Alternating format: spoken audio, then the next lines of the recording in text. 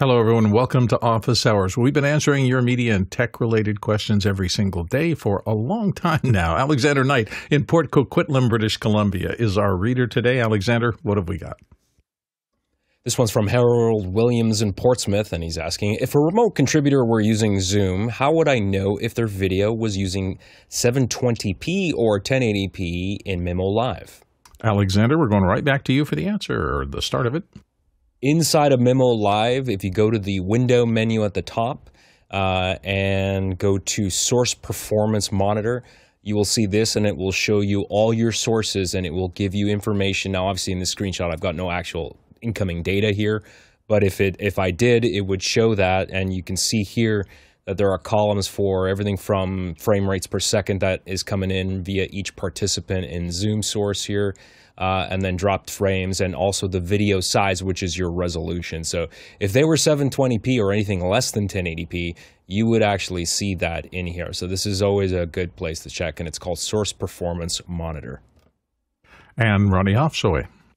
Yeah, and the other way to do that is to just open the settings or the preferences for your Zoom window. Behind mimoLive, there's also always a Zoom client, and then you can open the preferences, go into statistics, and here to the right for the video, you will see what you are receiving for that current person, and just make sure that you have that current person's Zoom window in a maximized state on your layer, whichever that layer would be.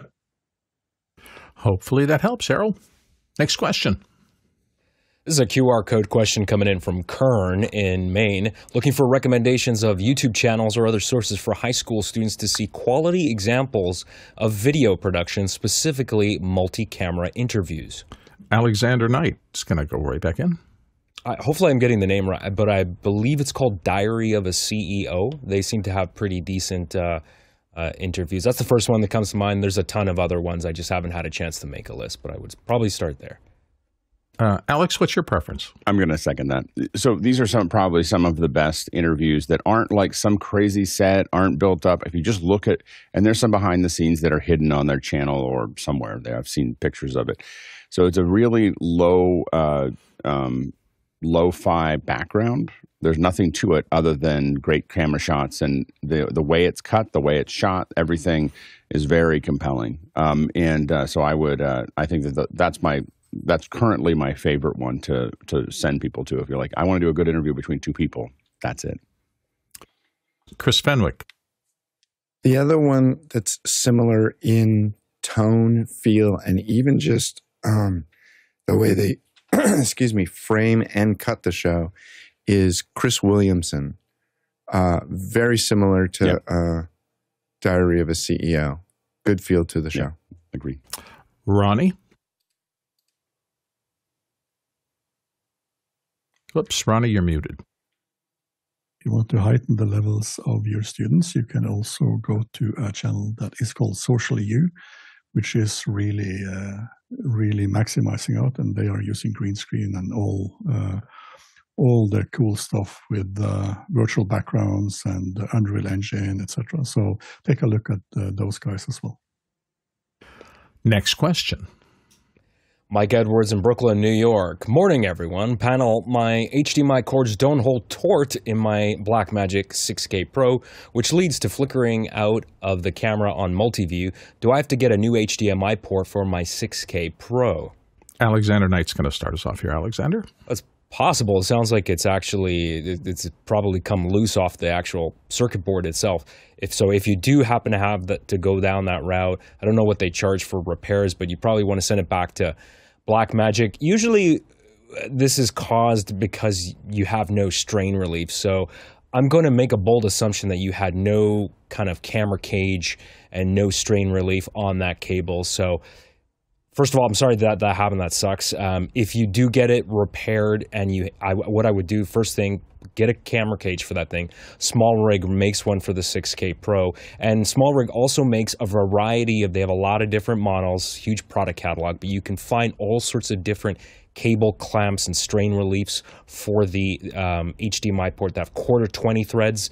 Usually the best ones have 2 bolts on it so that they're stable. They're not going to accidentally come loose or unscrewed, and that just basically takes the relief off of it, because many HDMI cables, first of all, HDMI is not a great connector for professional use, and I know this because I have HDMI cameras. So I put these cable clamps on all my cages, and basically it just takes the relief off that, because remember, you got a huge chunky connector sticking out, and then you got a big thick heavy wire that's drooping down like this and is pulling, right, over years of use. It's pulling on that connector, and that thing's very delicate because that is, you know, soldered directly to a circuit board. So this is what happens.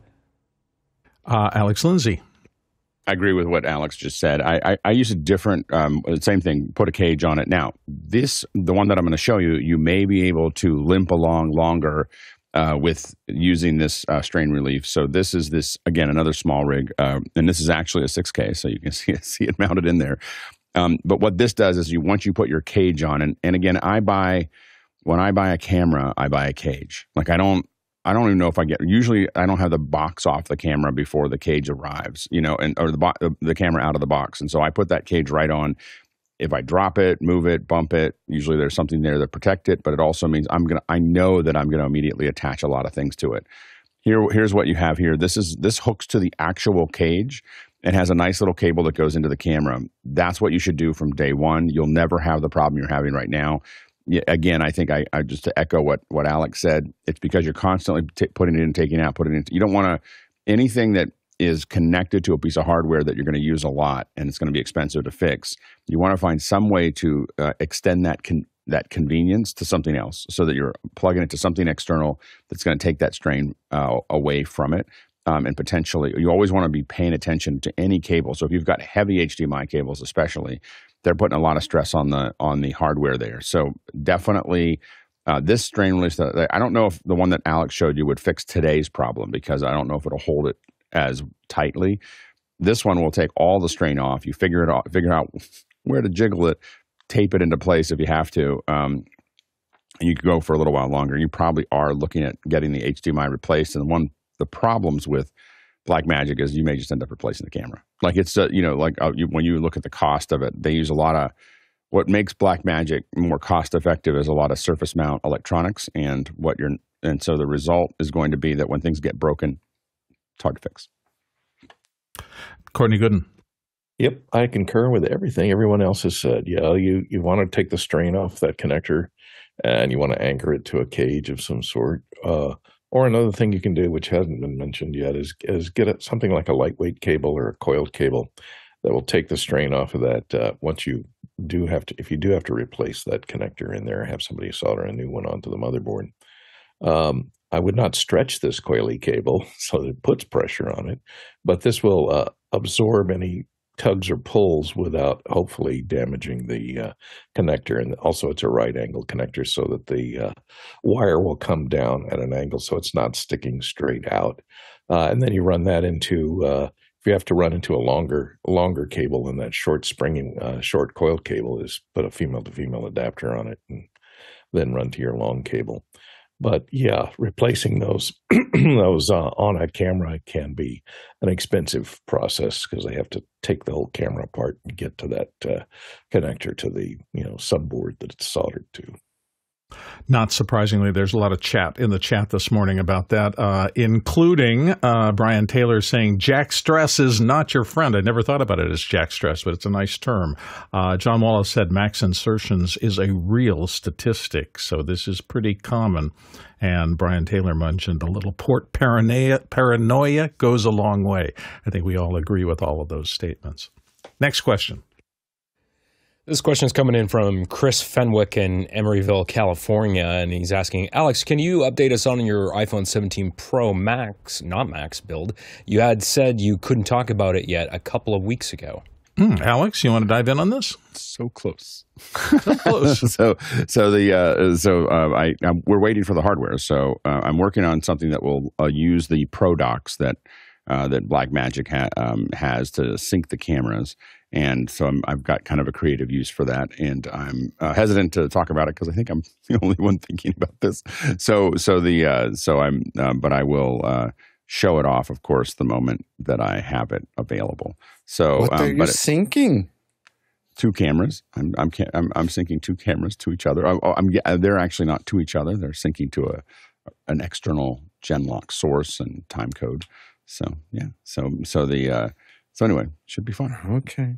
We're close. All right. Well, we have something to hopefully I should have I'm hoping to have the hardware this week, and everything else is done. So it's just a function of getting my little 3D printer has been running all the time, and there's a lot of bits and pieces.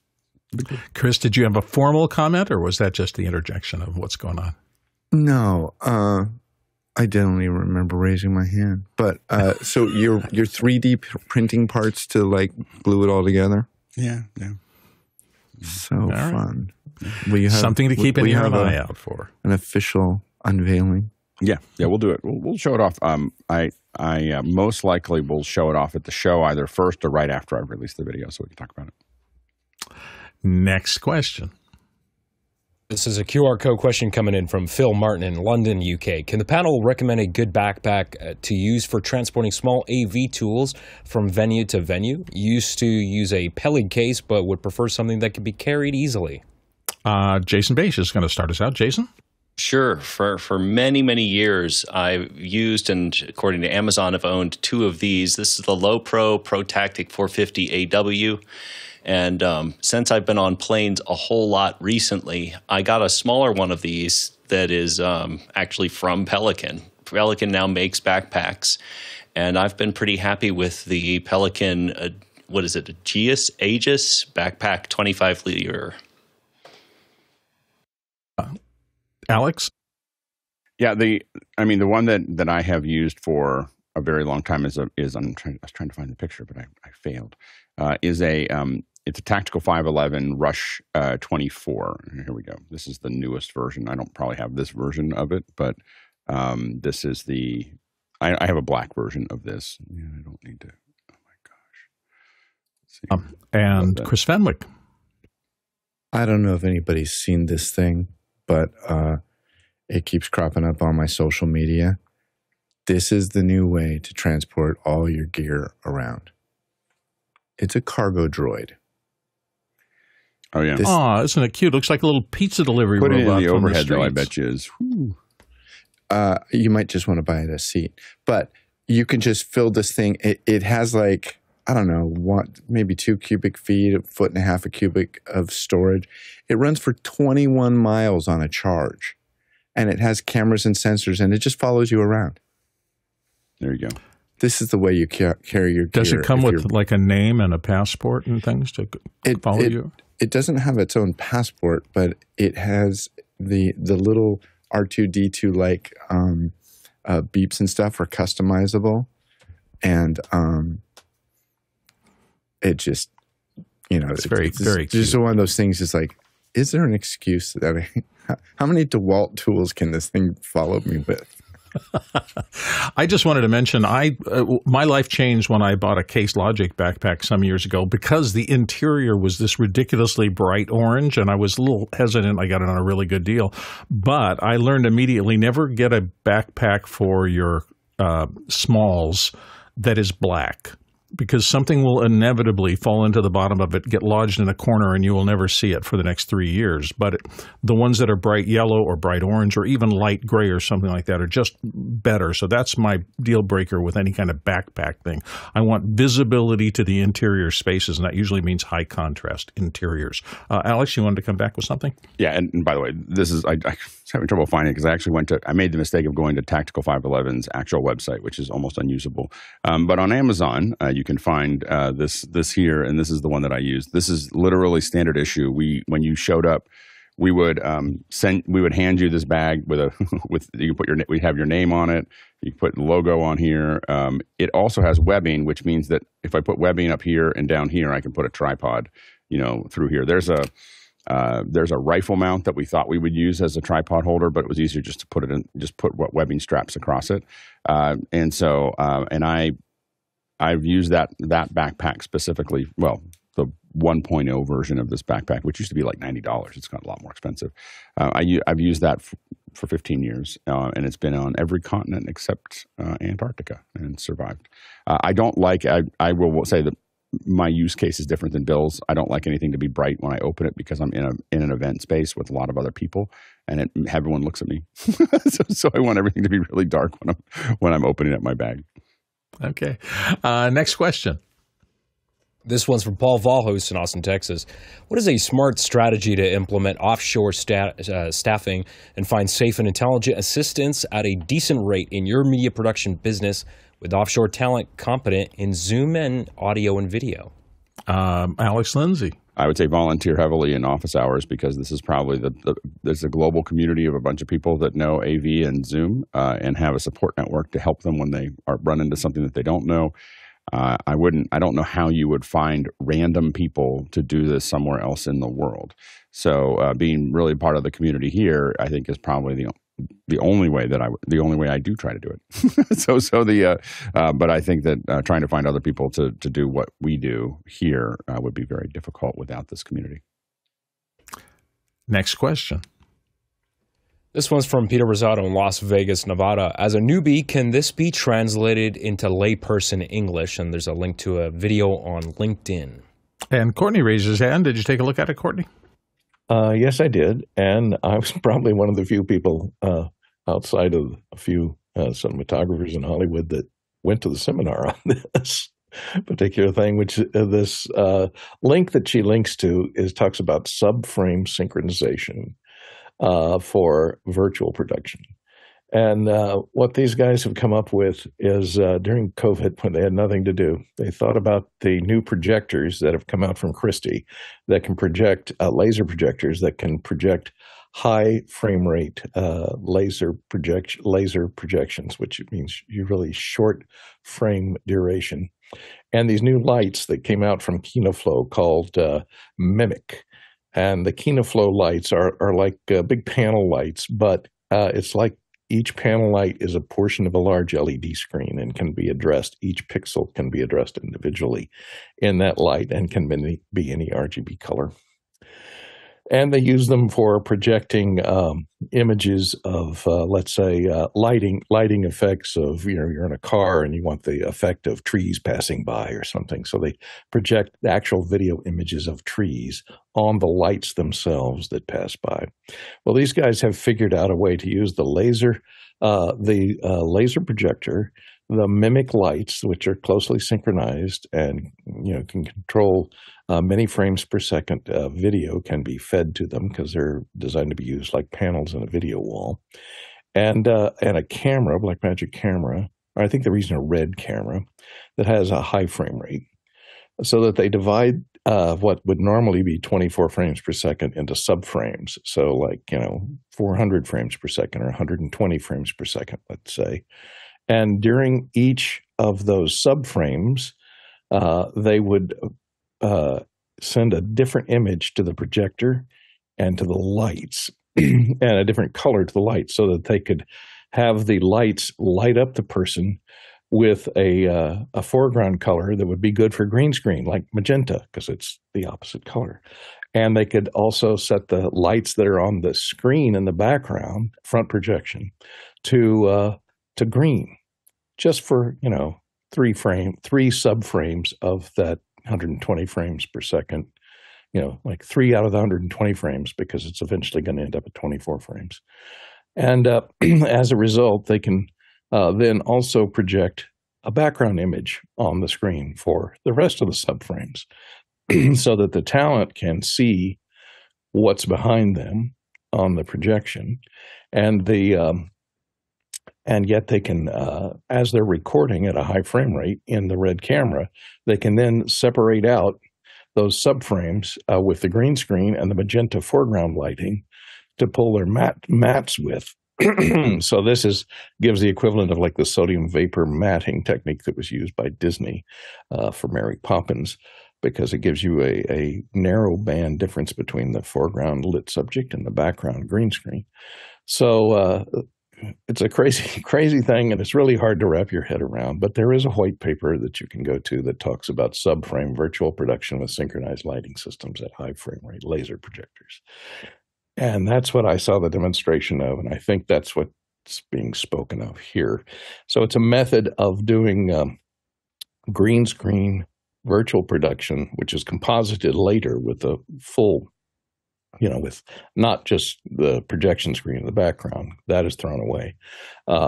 But this replaced with the full image, the full rendered image for the background later. So that's what they're talking about. It's really hard to say it in when I was there and demonstrating. It's hard to wrap your head around, so I understand your confusion about the technology. It's highly complex and highly synchronized.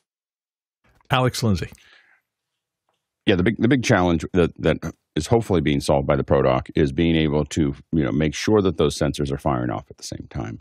And what happens is you get to see this. Like for instance, if you do an audio impulse with two cameras, which I've done recently, you'll see that the audio impulse can't line up perfectly because it's jumping from frame to frame, and it's just a little off. And then there's a whole variety of problems with that. You end up with rolling. You can see things rolling on the screens. You can see a lot of other things because it's not quite lined up. And so we hope that this Genlock is going to fix some of those things. I think that there are a wide variety of challenges that, this is a great video on how to do something really cool with an iPhone. I don't think that people would actually spend the money on a virtual production stage and then use iPhones. I think that unless they were doing it for something that they were paid to use iPhones. So this isn't really a production process that I would use there. From the post that's being posted, it's what can we do there? I think it's great that people are pushing the envelope to see whether that sync is working and whether you could do something like that. But it's not as practical. But the Pro Dock gives us a bunch of advantages.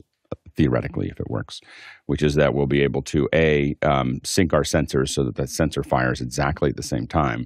And then the second thing that we're able to do is apply time code, which means we can also embed that time code.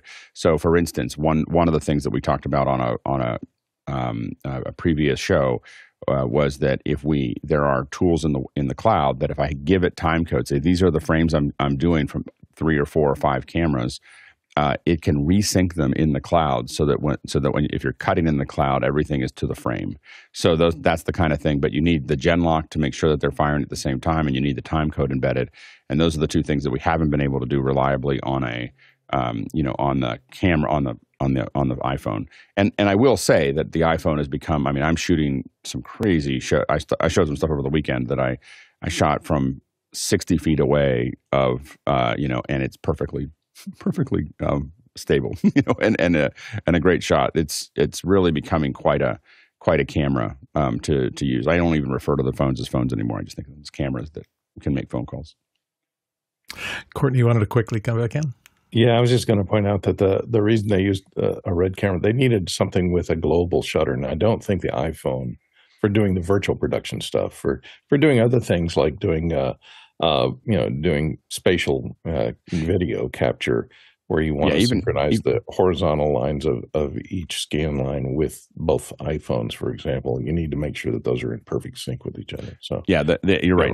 Even if you go to the Komodo, I think is the lowest cost camera with a global shutter. That's what they were using. Yeah, and that also works in virtual production. If you can have 2 different cameras doing 2 different camera angles, and it's showing 2 different scenes at the same time.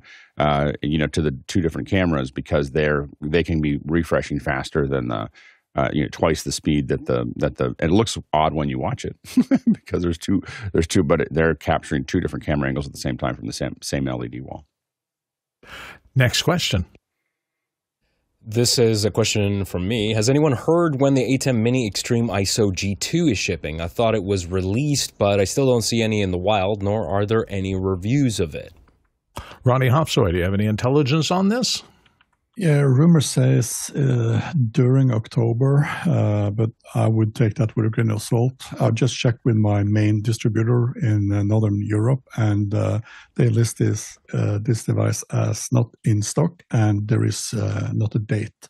They normally have a suggested date period for new products, especially for Blackmagic, and this product doesn't even have that. So I would be careful of relying on order something very soon. I don't think that's possible. Alex Lindsay. Yeah, I'm pretty sure that what you'll find is that by April of next year, you're almost guaranteed that it'll be shipping, and that really has to do with the Blackmagic for a while got really good at releasing products a week or two after they announced them, sometimes the same day. And they've kind of gotten more into this, aspirational release schedule, that they've kind of moved back to. Many of us who have bought Blackmagic for a long time are used to this. So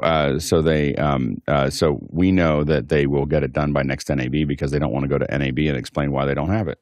So there's kind of a hard deadline. And then, sometime, my guess is that sometime in, between middle of November and early March, is probably the window that we should probably see the switcher. How many times have we seen somebody said, yeah, it'll be here in October, and it ends up being released on October 31st? You just got to learn. I mean, they're squeezing every bit of everything out of it. I desperately want, they have that 10 XLR output from an SDI signal that, it's I think it's supposed to do something else, but that's all I paid attention to was I can do 10 analog outs. And and it's not even on their website. it's like it's so far away, and you're just like, oh, okay, someday. I saw it. I know I saw it somewhere. It exists. Let's go to the next question. Alvahus in Austin, Texas asks, how do you replicate Zoom events, host unlimited webinars, multiple stages with simultaneous live sessions, dynamic lobby space, real-time networking between attendees without paying $149 a month? Alex, have you figured out a... No. I want a lot, but I don't want to pay a lot. That is the least amount that you're going to pay. And if just the time it would take to figure out how you would replace that will cost you more. The time and effort will cost you more than a year's worth of doing this. I mean, just doing the research will take longer in time if you actually track your hours. So it is not like it is the best deal out there when it comes to virtual events. You're not going to find a less expensive way to do that. Next question. Angelo Jack in Brooklyn, New York asks, does anyone in the office hours community have experience with the Core SWX Edge Snap Smart Stacking Battery? Has an interesting name. Jason Bates, did you look into this? Okay, I could have sworn that in 2024, we interviewed these guys as part of office hours coverage, and I remember thinking that they were very cool. If it wasn't this stacking battery, it was very, very similar. Does anyone else recall that? Because I could have sworn this was one of the ones we covered. I don't know. Courtney's nodding a little bit, but Alex? Yeah, I don't think we did. I don't remember talking to anyone about batteries, but it is the challenge really is that there's lots of stacking. There's lots of batteries that will stack. So these guys have stacking batteries, but V-mount stacks, Anton Bauer stacks. They're creating a new battery pipeline here. And as Mickey said, standards are so great, everyone has one. This is a whole new battery mounting standard, and I wouldn't go outside of it. Now, I have to admit, for a variety of reasons, for some of the hardware that I have, I have a lot of V-mount stuff. I now have to have some B-mount, which is a new thing and much more expensive. Obviously, the gold mount, which is the Anton Bauer. A lot of us think it was Anton Bauer, is another mount system. But a lot of them are built so that they have mounts on the front and the back of those, so that you can put them in the middle of a pipe, and that might be your wireless connection, your battery connections. So all of those are there. I wouldn't want to jump out. The only thing that really gets me excited about any of these batteries is USB-C charging. It just means I can show up without having to bring a charger, and it's not as fast. It's fine, but the chargers are, kind of a clunky thing from my perspective. If you're doing a lot of it and you've got a lot of cameras, then the chargers make sense. If you have a battery and a camera, the B mount, for instance, I'm still renting chargers when I need it. Next question. Harold Williams in Portsmouth asks, do I need to subscribe to ZoomISO to use mimoLive's Zoom integration feature? Alexander Knight's going to help you out here.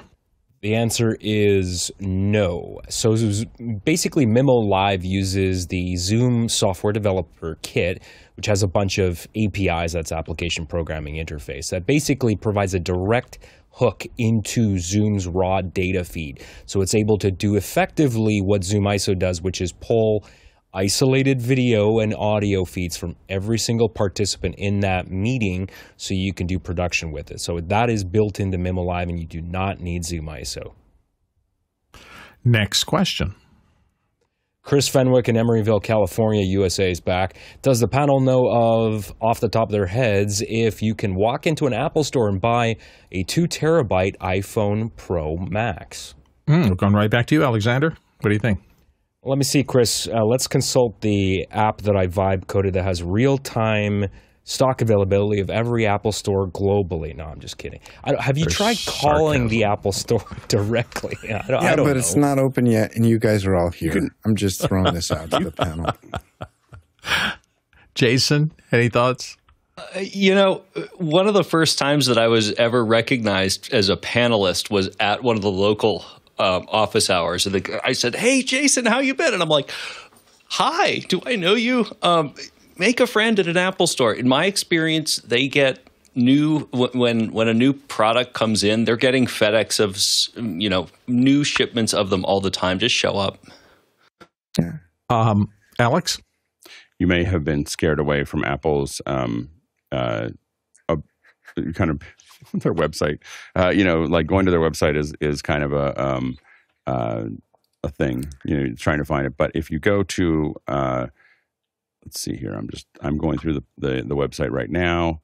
I've selected. I'm buying you Apple Care 1 for you because you need it. You can. Let's see here. What's your zip code? What's your zip code? 95670. Hey, Alex, what'd you say your childhood dog's name was again? Exactly. Bay Street. You can get it between October 28th and November 4th. That's delivery. Hold on. Options. It doesn't look like it. It doesn't. You guys look are like all right. There are other ways to find out this information, but had I done that, we wouldn't have this little discussion, would we? No, so what you can do is, of course, you can go, it's a pickup at a store near you. It's usually a little bit earlier. It's not available today in the 12 nearest stores to you. So it is, or you can get it. It doesn't even give me I think I could have written the question better. Do the extreme, I would call the 2 terabyte option kind of an extreme option. Do they typically have that in store? No, they don't. Order it. That's the question I should have asked. I apologize. Anything and words better. Anything that's a special build, anything outside of what they usually have 1 or 2 different options of these available on any given day, and the rest of them are like, oh, you can have it delivered. Like for instance, you can pick up today. There is the 256. Evidently, that's a pretty popular one. If you drove to Santa Rosa today, you'd be able to just walk in and get one, and you can get the Cosmic Orange, which I know is your kind of speed. Would anybody on this panel seriously buy a 256? I have 2. I mean, besides Courtney. I have 2 256s. The 217s that I have are 256, but they're not my main phone. My main phone is the next one I'm going to get is most likely going to be 512 because I looked at my usage, and outside of the Blackmagic camera, I was well below 512 every time. I've always bought the biggest one, and they've always been. I barely ever go over 512, so I'm not sure what I would do with it. Ronnie Hofsoy? Well, in Norway, the short answer is no, absolutely not. There is no chance in a hot place you can get it over the counter. But what we can do, of course, here in Norway is to order them from the stores and have them delivered to the local store. That takes 2 days, and it's available on web the 14th. So the 16th is the first possible date to have it in my hand. Next question. This is one of my questions. Has anyone heard of ZoomISO or have experience with it? Looks like an interesting service. Alex? Yeah, I haven't used it. I just took a look at it. It's just got it has lots of interactive tools, power poles and talking tiles and all the things that companies like to add to their shows that try to replace the fact that a good conversation with Q&A is probably much more effective than all these little baubles that they get themselves caught up in. So it looks good. The hard part that we find is that when we look at people actually responding to a lot of these things, we just don't find that they play along. Like they just, if you make it, you can add all these features, but most of the viewers, unless you're doing the event over and over again with the same people.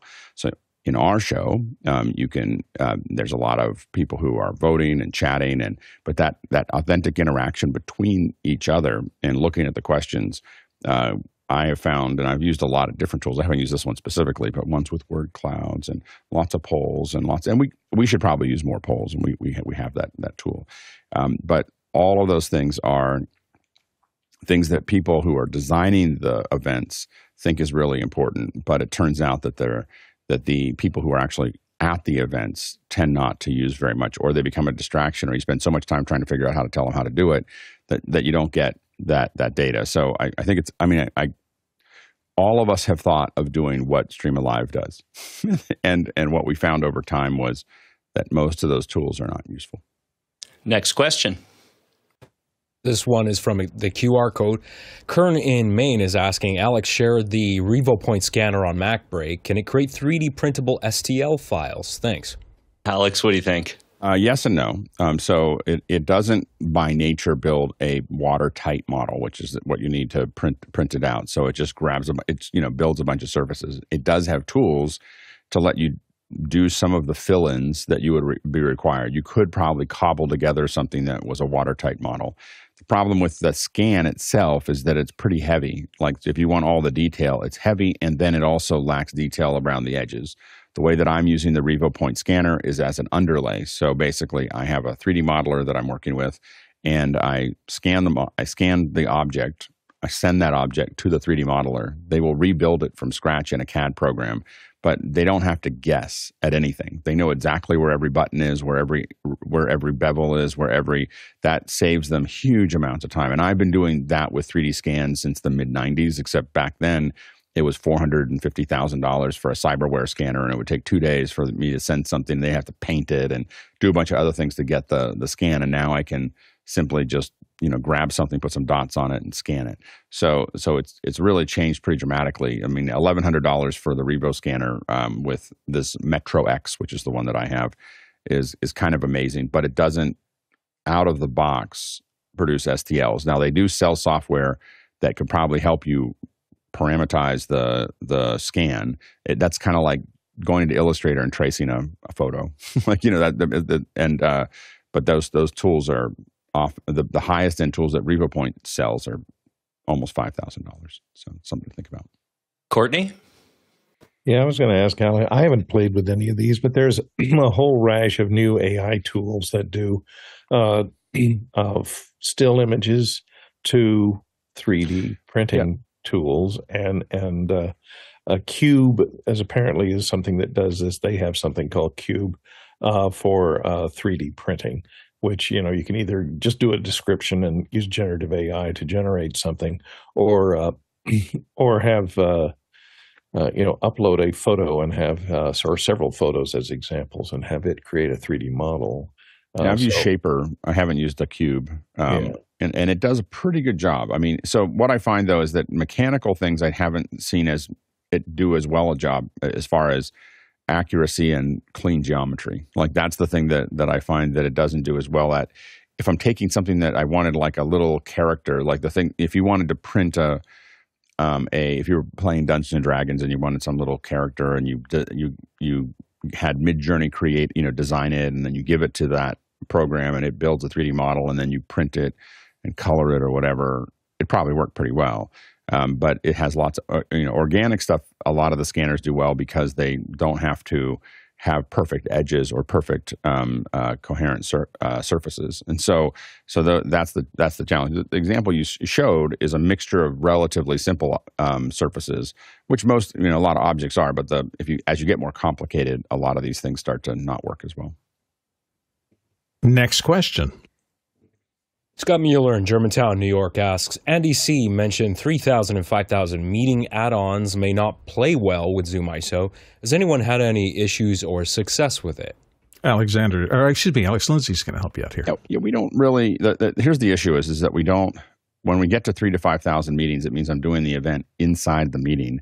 Or, and so oftentimes the way we're approaching something is different. Usually when we're using ZoomISO, we're not trying to use ZoomISO with 3,000 to 5,000 people. We have a set number of people that are in their own meeting, and then that's being delivered to either a meeting like this or delivered to something else. So it's very rare for us to have a lot more. We have used ZoomISO with maybe 50 or 60 people, and that's worked fine. In fact, there's a feature that we found that we needed, which is there's a feature in the active Zoom output, ZoomISO, that will give you active speaker minus anybody that you're already pulling ISOs from, which is really useful if you have a series of speakers and then the audience, and you want to bring the audience in, but you don't want to have two of the speaker come in. That becomes very useful. Next question. This is one of my questions. If you were going to get a sync generator to use with the Blackmagic Design Pro Dock for the iPhone 17, which one would you get? Alex, you have a suggestion? There's lots of different sync generators that can be. I have a AJA one, and I'm probably this week going to get a Blackmagic one as well. Both of those are going to be able to generate the sync that's required for what we're doing. And so those are going to do Blackburst or tri-level. I think both of them can do either one, and those are really what we're working inside of. Of course, you can get much more complicated ones from Everett's and others that will do a great job as well. But those, for what I'm using them for, would be fine. Courtney Gooden. Yeah, you might want to get one that does time code and Genlock sync as a sync generator as well. So that Ambient makes one that has both Blackburst and or tri-level sync out, as well as the synchronized time code for it. So that way you can feed both the time code and the Genlock tri-level sync, and they will be coherent with each other, so that the time code frame changes exactly on the vertical blank of the frame advance frame. So vertical sync frame. So Ambient, Denicky, SB2. I don't think the SB4 has the Genlock out on it, but I think the 2 or the 3 did from Denicky, and Ambience do as well. Hey, don't forget, if you have questions you want to put into the show queue, you can always type in askofficehours.global. Just type that into your web browser. If you'd like, I'll toss up the QR code, and you can take a picture of that down on the lower corner of the screen now. But basically, if you're watching the show and get into askofficehours.global, you can pop in questions pretty quickly. The back room will take a look at them and make sure that they're clean, a single question at a time, and well-formed. And that's your fastest way in. Next question. This one is coming in from Zach Stahlsmith in Chautauqua, New York. I have 2 PTZOptic cams and 3 Lumens cams.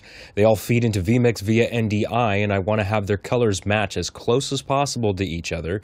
What is the best practice for this? Ronnie Hopsoy is going to help you out. Ronnie? Well, best practice is not always the best solution, but best practice would be to use something like Blackmagic Resolve and create a LUT for those cameras that you can put those into vmix as input LUTs. The thing is, the process is well documented, so I won't be diving into that, but the idea is that you shoot pictures with both cameras and put those raw footage into DaVinci Resolve, and then do a color correction, which then can be used as a base for creating the LUT. The problem is when you are adding a lot of these cameras into vmix and you put a LUT on each of their input, this will really cause the vmix machine to work very, very heavily. So if it's a good solution, I'm not sure. I've done that in a couple of times where I'm in a pinch, but I wouldn't recommend this for a lot of camera inputs, because the load on the vmix machine will be very big. And if you are on the edge already with a vmix machine, that many people are, this will probably get it under the line, and it will start dying from you. Next question. Andre Dole in Berlin asks, I would love to hear some of your favorite stories regarding production. So many years of experience on the panel. Ronnie Hopsoy, do you want to dive into this? It said many years, so it's story time. I a few situations where we were flying helicopters, and that is the most fun. So I'm really hating DJI and all the other drone operators because we cannot, budget-wise, fly helicopters anymore. But one time we were flying in a natural park here in northern parts of Norway. We removed the doors, we put the harness on. This was summertime, opposed to the winter experience I had talked about before. And this particular pilot was kind of known of dangerous flying. So we had this situation where I was going to film a waterfall from above. Because there's no way to get down there. It was really dangerous. We had to use climbers, etc., to get those pictures. So we ended up deciding to film this from above. And when we flew up there, we were talking a little bit about the strategy, how to do this. And we went up there, and the pilot said, "Well, we'll see when we arrive how the situation is." And as we were closing in, he saw that it was almost impossible just to do a flyby because we wouldn't get the right angle. So what this pilot turned out doing, while we were sitting, I had a still photographer on the left side, and I was using the camera on the left side. He was starting to pull his helicopter into a corkscrew, and he didn't pull enough, so the weight on the seat starting to get a little bit loose, and I felt I was sliding a little bit more and more out of the seat, and that was really scary. And this is what it ended up looking like. And I'm sorry for that. This is many years ago. Let me see if I can find my mouse and hit play on this one. So this is just flying up there, and this is the shot. And the only thing I could think of was, am I going to die now? I'm starting to slide off. It's interesting when all your adrenaline flushes out in half a second into your nervous system. Courtney Gooden.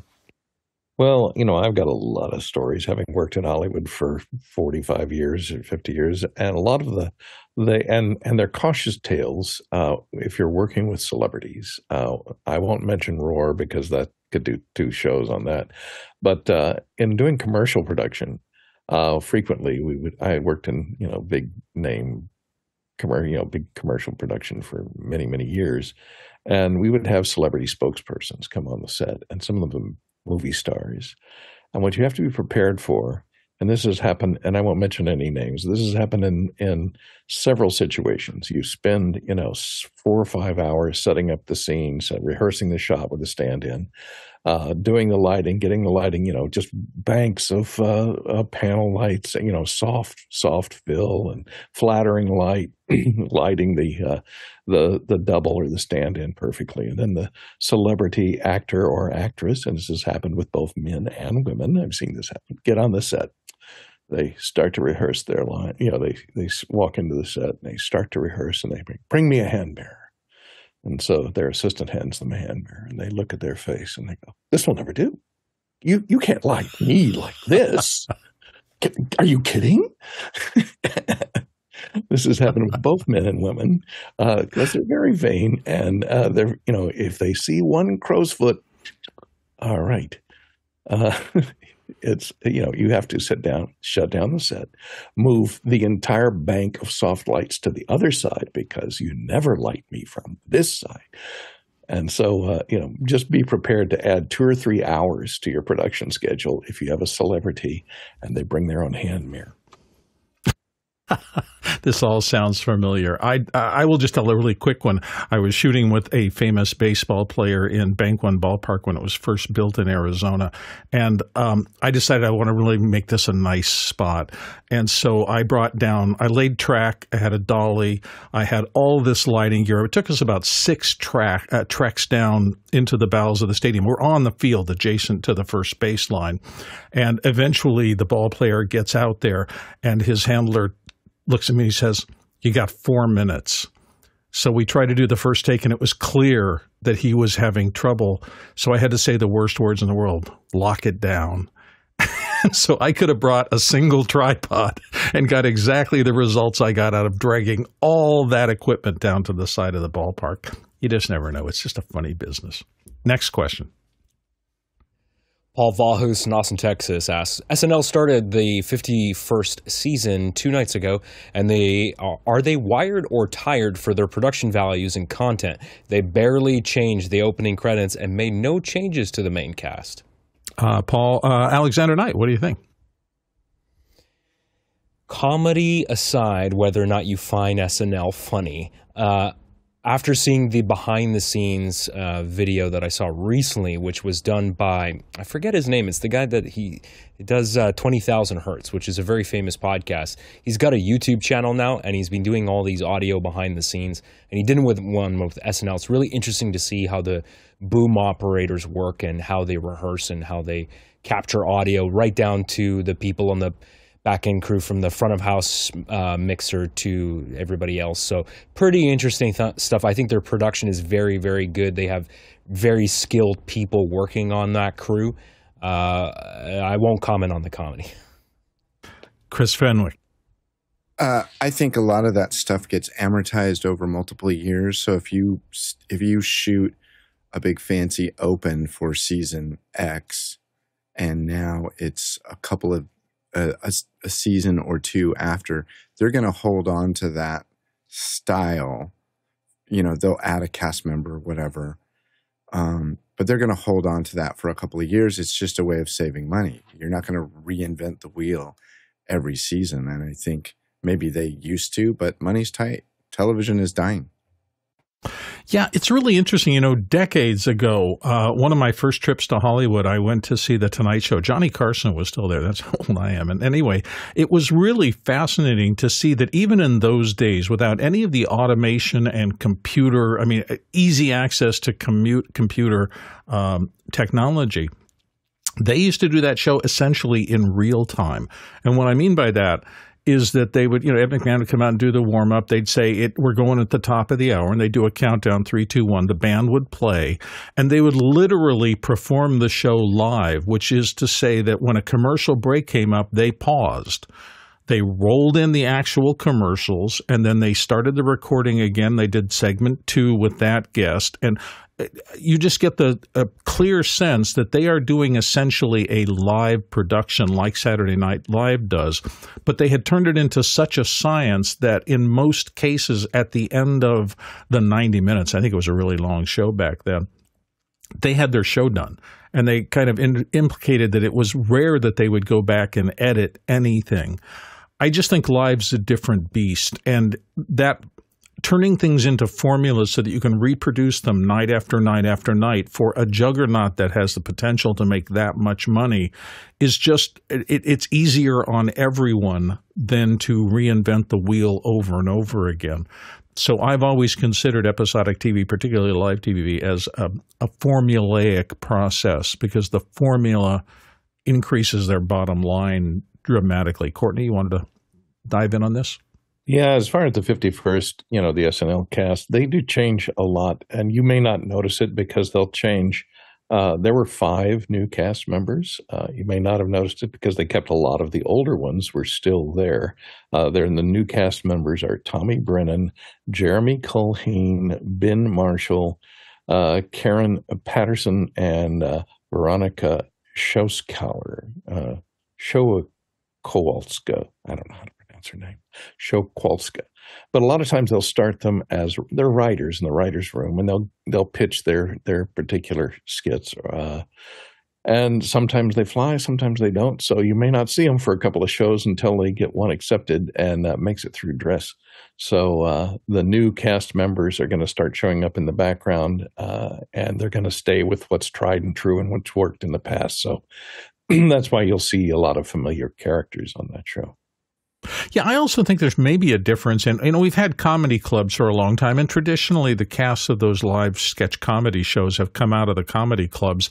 I don't know what the state of that industry is like right now. I occasionally see new names coming out, but I wonder if there weren't more people in 10, 15, 20 years ago working those kind of small comedy clubs, and if people are still going to those, and if the network of feeder clubs into performers who know how to work live is where it used to be in years past. Interesting things to think about. Let's go to our next question. Ben Varno in Rosemount, Illinois asks, now that Brightcove and Vimeo are owned by the same hedge fund, Bending Spoons, what other enterprise video solutions do you recommend?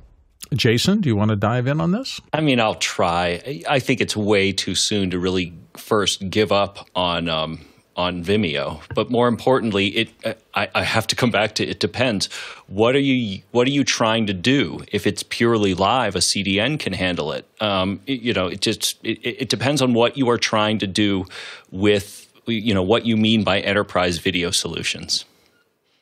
Yeah, that's going to be a tough one. I mean, there's still all that consolidation going on, and companies continue to buy other companies, and those hedge funds are swimming in cash and looking for ways to make their big piles of cash into even bigger piles of cash. So that's kind of their business, after all.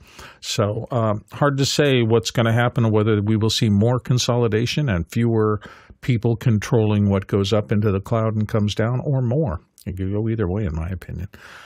That's all the questions we had for today. So we get to say thank you. Our thank you to, first and foremost, our producers, those of you who put questions into the queues and voted those questions up and down. Thank you so much for always being here to participate. To our panelists, these smiling faces that show up every single day to do this show, we are so just astonished at how much you contribute to the entire audience in terms of your expertise. So thank you so very much.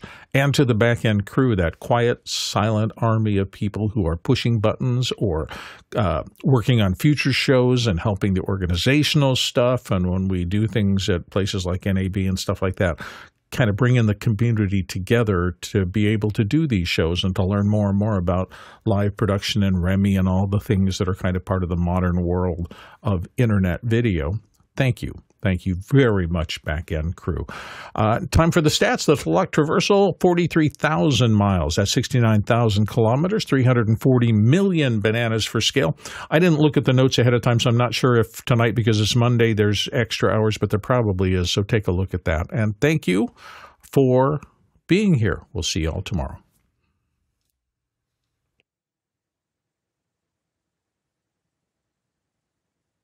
Alrighty. There we go. Do we have these superfluous hours coming up? They are not superfluous. I don't know. Half of what I say seems to be superfluous. I know that because every time I write anything, I go back and I lose about half of the words I've written because I was way too flowery and Isn't that an interesting exercise to do? When you read something, you go, I didn't need that. I didn't need that. Slay your darlings. That's what my English teacher said. When I was writing the monthly column for the magazine, I swear to God, 75% of the time I would write the story, I would go back and look, and I could drop the first two paragraphs. I was so bad at burying the lead. And it was just over and over and over again. And I kind of realized my brain needed those first two paragraphs to kind of just get into the rhythm of things. It was your coping skill. Yeah, I would go to my favorite coffee shop and get my order and settle down and go, yeah, I'm going to write now. And then the first two things I could always throw away.